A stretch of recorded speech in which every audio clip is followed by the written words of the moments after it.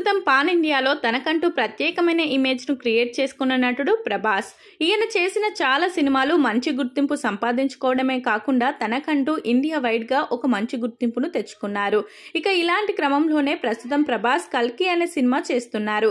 అయితే ఈ cinema June 27వ తేదీన రిలీజ్ కి రెడీ అవుతున్న క్రమంలో ఆయన ఈ సినిమా ప్రమోషన్ లో పాల్గొనబోతున్నట్లుగా కూడా తెలుస్తుంది. ఇక ఈ సినిమాలో ఆయన కీలక పాత్ర వహించబోతున్నాడు అనే వార్తలు కూడా వస్తున్నాయి. ఈ సినిమా రిలీజ్ అయిన తర్వాత స్పిరిట్ సినిమా మీద తన పూర్తి ఫోకస్ పెట్టబోతున్నట్లుగా తెలుస్తుంది.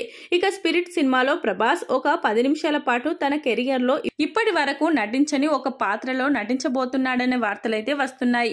మరి ఆ పాత్ర ఏంటి అనే దాని మీద సరైన క్లారిటీ లేదు, కానీ మొత్తానికైతే ఈ సినిమాలో ప్రభాస్ ఒక డిఫరెంట్ పాత్రని చేయబోతున్నాడనే వార్తలైతే వస్తున్నాయి. ఇక మొత్తానికైతే ఈ సినిమాతో పాన్ ఇండియాలో సూపర్ సక్సెస్ కొట్టబోతున్నాడు అనేది క్లారిటీగా తెలుస్తుంది.